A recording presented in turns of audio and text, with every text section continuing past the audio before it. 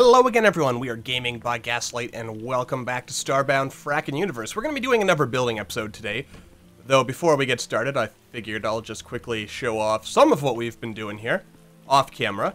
Today we're actually going to be working on building a museum, and more importantly, something I am going to attempt to do, to hopefully some degree of success here. I want to try... I'm going to be recording this, and I'm going to be talking for, like, 20 or so minutes this episode regularly goes, but I'm gonna probably record for about an hour and then, you know, speed everything up to free time speed. And a reason I want to do that is because I want...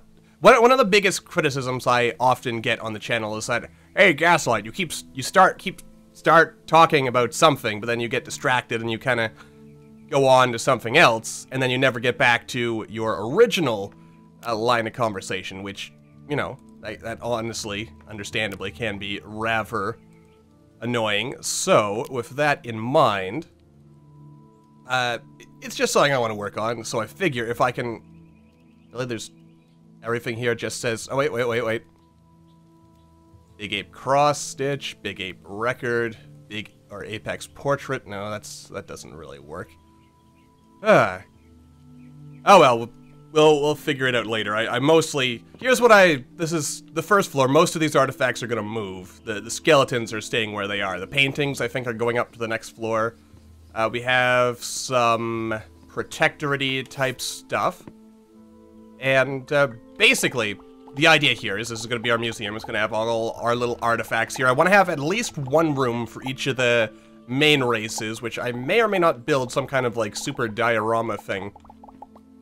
Because I remember seeing on the Starbound Reddit a while ago, someone did something to that effect using like the little minifigures or figurines and stuff that you can get from the various bosses and whatnot to kind of create little dioramas of each of the main missions, and that seemed kind of cool to me. So I thought to myself, well, maybe I should try doing that in a museum, if indeed we do that. But I do want to have at least one room dedicated to each race. Because, you know, that way we can show off stuff. And that way also, any future characters we do can kind of get through the story faster because we'll probably have enough artifacts in this museum to cover all the clues and things, which would be good. This museum, by the way, is built over that hill we were working on a couple episodes back. And actually, well, no, we won't look at that. We'll just keep digging here. And as we dig...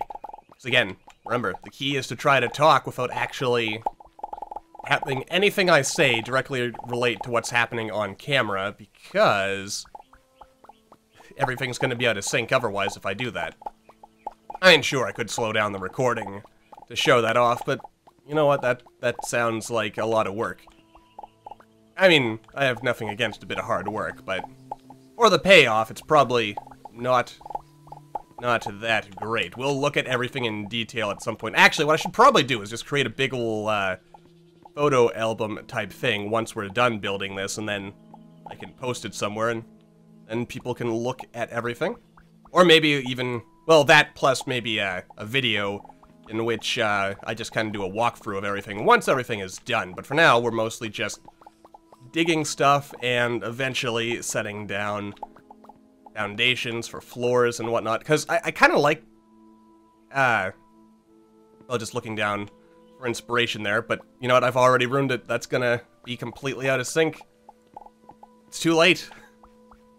Anyway, you know what, we won't falter. I mean, I knew when I thought about doing this that I was probably gonna make several mistakes, because I can't help it, and whatnot, and in case you're wondering, the reason why I want to get better at commentating without actually directly having anything, or without what I'm saying or what I'm doing on screen, I just figure that'll lead to better commentary in the long run.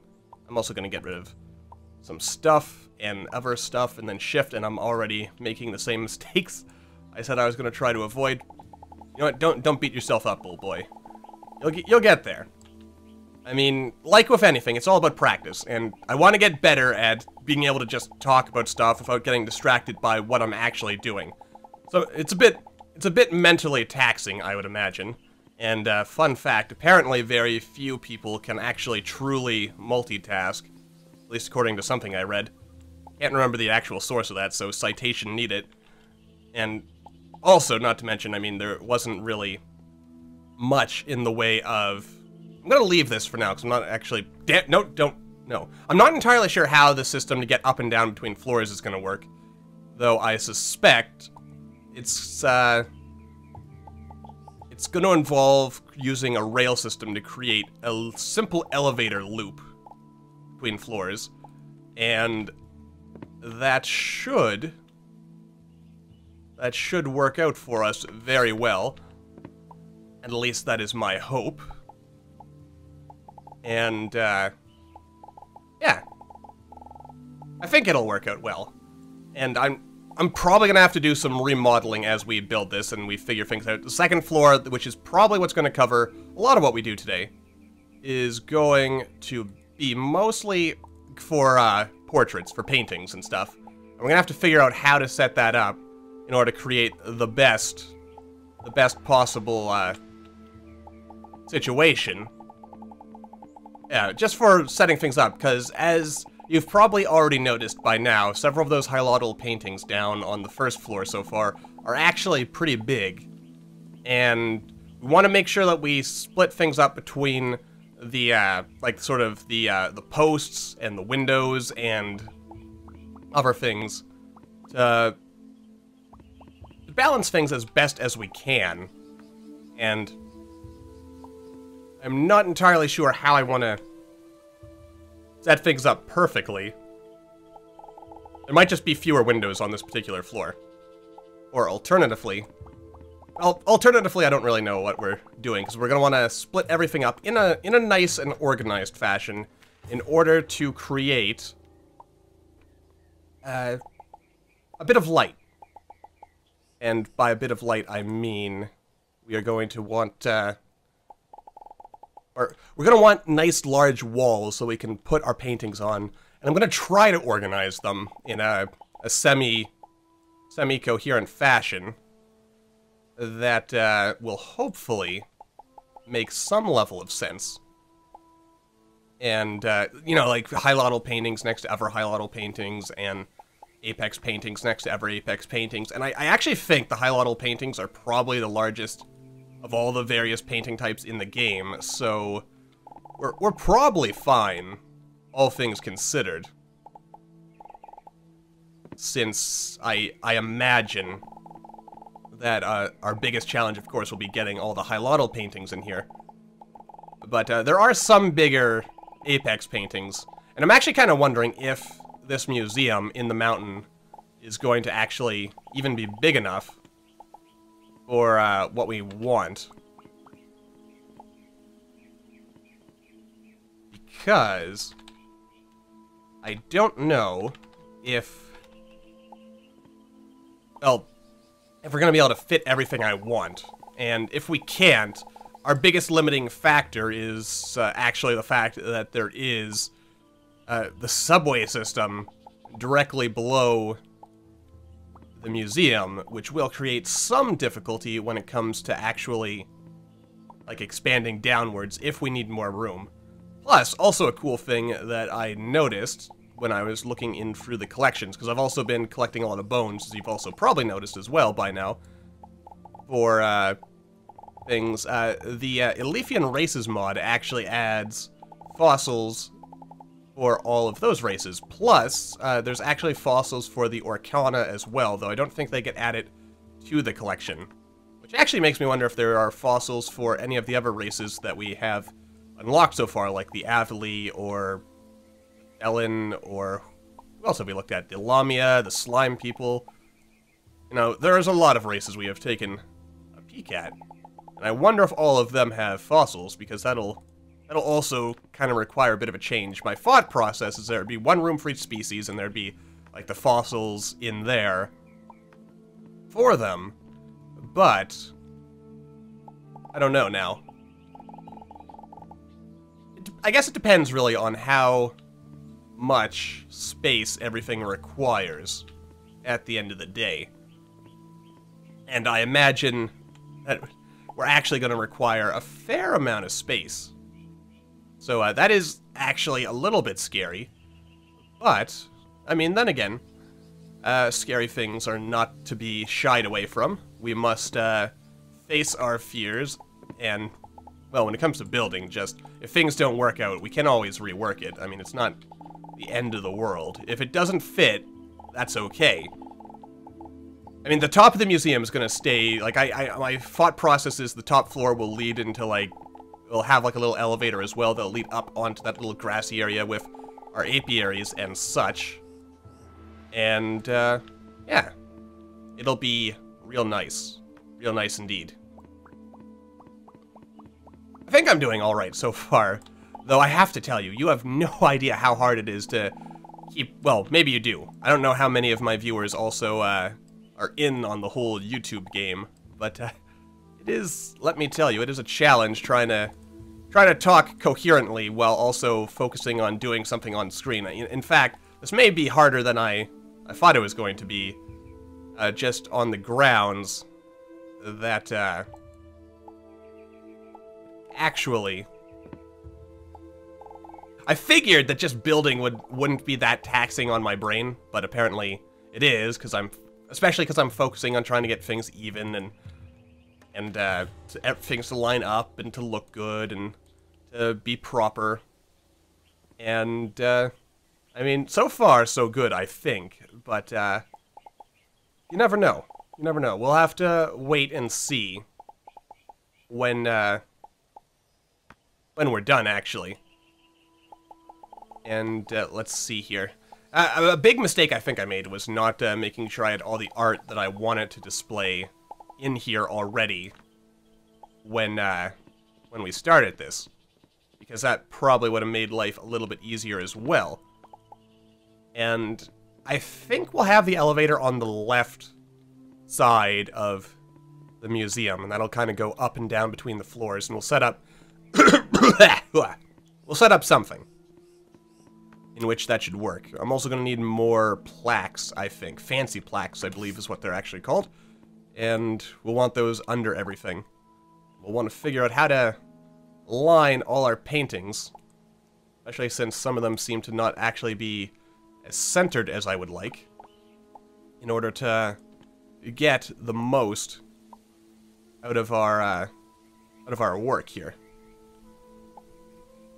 And with any luck, we'll be able to actually fit everything in a fashion that looks good. I'm also probably going to want to bring that 3D printer over here. That looks good and also gives us the room we need.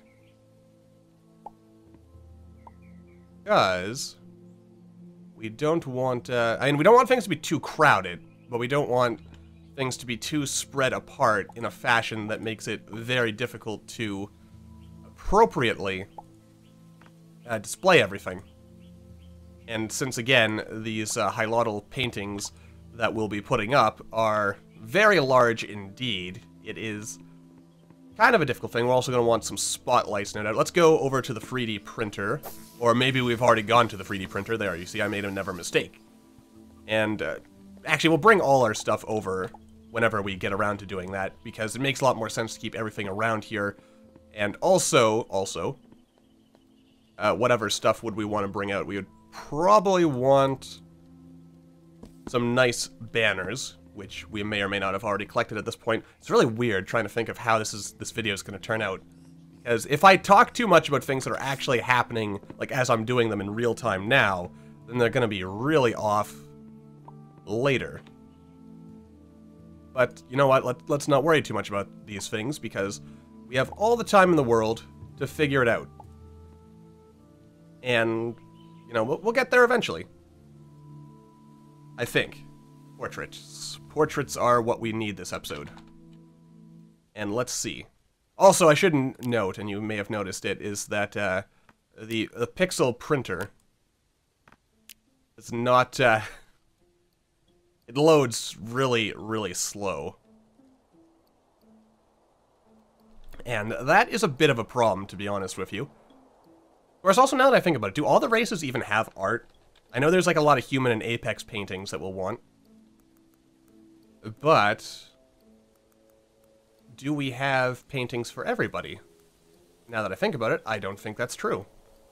So, I mean, we'll probably want some avian symbols and emblems. I mean, we're just looking for examples of art rather than, like, necessarily straight paintings. But mostly we want stuff that'll go on the floor, or on the walls, rather. And, probably need a lot of things. Lots and lots of things, really. Stuff that I probably should have made sure we had before I actually started this episode. But then again, we can work on these things and we'll figure it out. And we'll get all the nice stuff later. I mean, I suppose what I should do is just work on building rather than actually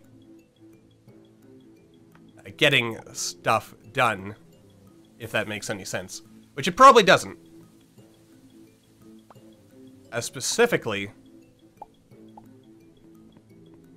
I don't actually know what I'm doing. But I am probably going to want to clear up some space, and I guess we're going to want... Like, I'm trying to think here of how we're going to build things. But, I want to make sure there is enough room for everything, for one. And I want to make sure that there is enough space. And I'm thinking that all the individual rooms for the different races are going to be themed in some way. Which means I'm going to require a lot of different background blocks, which is going to make things also interesting, because we're also going to have to separate those room by room, and that's going to be very interesting indeed. Oh, and you know what? I want to have a space display with all the planets and stuff. So that's going to be another thing. See, there's a lot of... These museums. My goodness. They're going to require a lot of room, and Koichi? I already forget his name. The High-Lottled guy from the High-Lottle mission. Is it Koichi? Koichi? Coach? There's an I in there. Do I pronounce... I don't want to be butchering his name. I hate butchering people's names, but I do it all the time. In fact, even English names sometimes, because you may or may not have noticed, but I actually speak with a bit of a lisp. I like to think it's not too noticeable, but I have in the past been, I'm not going to say mocked, but mocked by my own family about my lisp, so... Yeah. And when I say mocked, I mean... Well, I feel like that probably puts my family in a bad light. It's more so...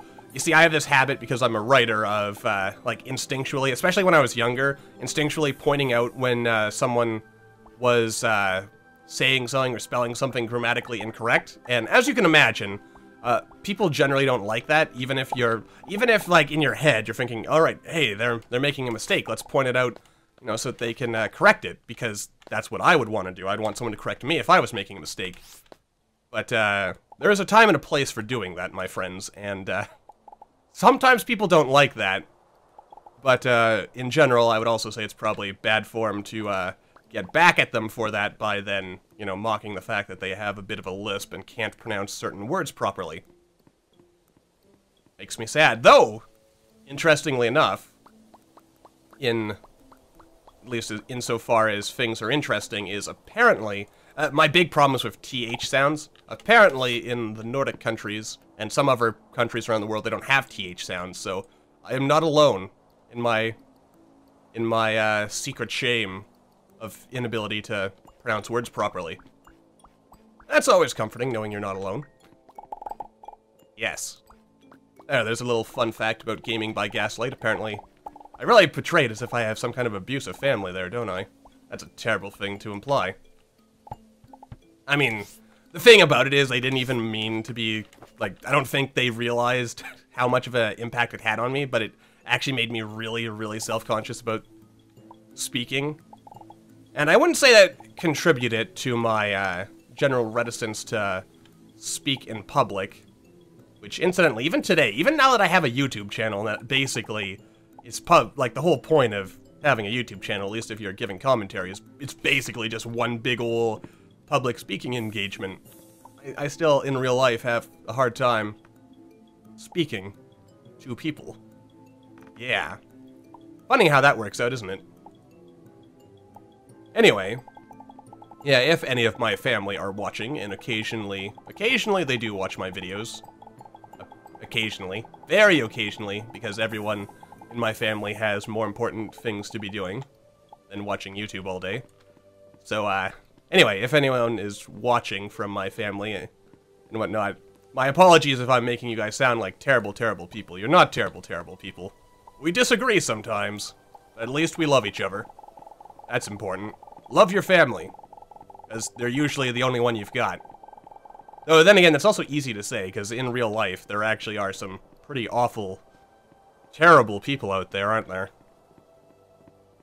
Man, this is really getting to be a downer episode. What the hell am I even really talking about? That's a good question. What I do know is, looking down at my timer, it is actually getting close to the point when I'm going to want to wrap this up. So, with that in mind, what's something happy to end on? Let's see. What's something cool coming up? I can't think of anything. Damn it, brain, you're supposed to be able to think of this stuff on the spot in order to have good, coherent commentary. But you know what? Let's do a self-evaluation. That's a good way to end the episode. I'd say I did alright. Made a few blunders there when I was referring to actually what I was doing immediately on screen, and in some cases I sort of corrected myself as I was speaking, so that hopefully it's not immediately obvious when watching back, but, you know, it's good practice. And I should probably do that with these building episodes, just to work on that, because, like I said, a big thing I want to do is just improve my commentating capabilities, and a big part of that is just trying to analyze your weaknesses and working forward from there, because once you know where you're good and where you're bad, then you can figure out what it is you really need to work on and what you're actually already okay with. Of course, as I think I've also said before, I'm actually... Hello. Apparently a monster is suicided, but that's okay, I guess. Oh, we're also gonna need to fit in a security booth somewhere in here, but anyway, getting back to... Yeah, I am ridiculously hard on myself sometimes, and... Like, I don't let myself have anything. Like, when the channel's doing well, I will, like, whenever something ends up, like, that I've put out ends up doing particularly well compared to my expectations, I always feel good for a little bit, but then, inevitably, I start beating up on myself again and be like, you could be better, you should be better. Why are you not better? No, it's a terrible way to live by. You should really accept your strengths, accept your flaws, and just aim on always bettering yourself based on them, you know? You shouldn't be focused on what it is that you can't do or what it is you're not doing, but on where you are and where you could be. Because, frankly, trust me, I mean, it is not, and I mean, if you experience it yourself, you know, where, like, if you're really super critical of yourself, then you know what I'm talking about, where, you know, if you never allow yourself to be good enough, then you never will be good enough, you know? And you'll go through your entire life thinking that you're a failure, when in fact, you know, you're not a failure, but, I mean, never just be complacent and say you're good enough, but at the same time, never, well, I guess what I really mean by that is, never be complacent and say to yourself that you can't possibly be better. But at the same time, when you actually do achieve something, no matter how minor, you should be willing and able to, celebrate your accomplishments in, you know, for whatever it is you happen to have done. And, you know, you work your way up. You don't go... I mean, you don't learn to run overnight. You start off by crawling, and then by walking, and then by running. So I guess if you're some kind of super gifted god king, maybe you can, in fact, run right from the beginning. But anyway, I'm kind of rambling on. This is going a bit longer than I intended, so I think I'll wrap things up here on that hopefully quasi-inspirational note. So until the next time, thank you all for watching. I hope you all enjoyed. Don't forget to hit that like button, or maybe leave me a comment down below to let me know what you're thinking. I will see all you in the next video.